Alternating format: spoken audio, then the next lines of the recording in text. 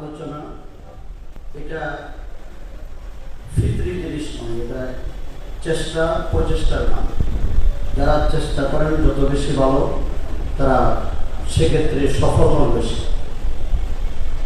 আমি আমার আগে একটু বললেন, আমাদের দেশে একজন বড় আলেম ছিলেন হযরত মাওলানা হাবিবুল্লাহ মিসবাহ সাহেব রহমাতুল্লাহ। উনি যখন হাটাজারি থেকে ফারেগ হলেন, কথা বলতে পারতেন না, কিন্তু ছাত্র হিসেবে খুব মেধাবী ছিলেন। খতিব আজম হযরত মাওলানা সিদ্দিক আহমদ রহমতুল্লাহ আলাইহি নোয়াখালী গেলেন। ওনার সাথে চমন ইসলামিয়া মাদ্রাসায় দেখা হল। উনি বললেন, বাবা কি করো? হুজুর বাড়িতে বসে আছে, বাড়িতে থাকি। হুজুর বললেন, বাড়িতে এমনি না থেকে তোমাকে আমি একটা পরামর্শ দেই, তুমি 2 বছর তাফসীর মুতালা, ওস্তাদের কথা অনুযায়ী হাবিবুল্লাহ মিসবাহ সাহেব 2 বছর ধারাবাহিকভাবে বিরতিহীনভাবে তাফসীরের উপর মেহনত করেছেন। পরবর্তী সময়ে আমরা দেখলাম হযরত হাবিবুল্লাহ মিসবাহর মতো এই দেশে একজন বড় মুফাসসিরে কোরআন তার সমকক্ষ ছিল। মুতালার উপরে আপনার নিজের একটা বিষয়বস্তুকে মানুষের সামনে, সামিঈনদের সামনে এমনভাবে উপস্থাপন করা যায় যেটা সামিঈনরা মনে করে যে এর ভিতরে গবেষণা আছে, অমুক আছে। যেই আলোচনার ভিতরে মুতালা নেই, সেখানে মানুষ কান খুশি হয় কিন্তু দিল খুশি হয়।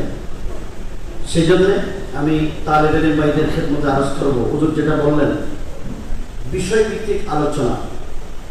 একটা বিষয়কে নির্দিষ্ট করে সেই বিষয়ের উপরে আয়াতে কোরআনিয়ে, আহাদিসে মুবারাকা এবং আকওয়ালে সালাফ, এগুলিকে যদি আমরা সন্নিবেশন করি, উপস্থাপন করতে পারি, তাহলে ইনশাআল্লাহ আপনার চাইতে ভালো বক্তা আপনার সাথে আর কেউ হবে।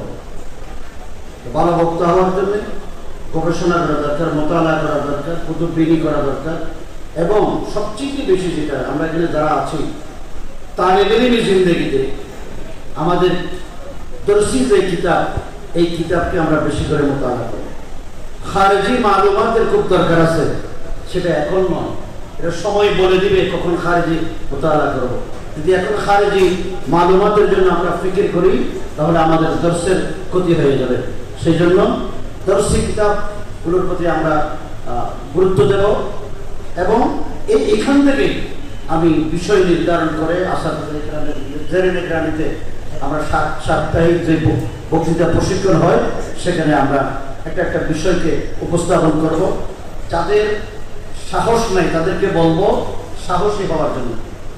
বক্তৃতা একটা ফর্ম, এটা কেউ চেষ্টা করলে হয় না,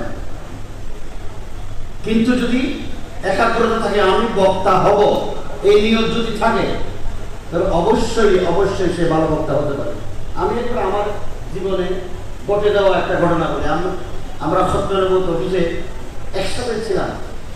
একজন ভাই, তিনি দরজা বন্ধ করে হযরত আল্লামা সৈয়দ আব্দুল মজিদ নদী ওনার টোনে ওয়াজ করতেন।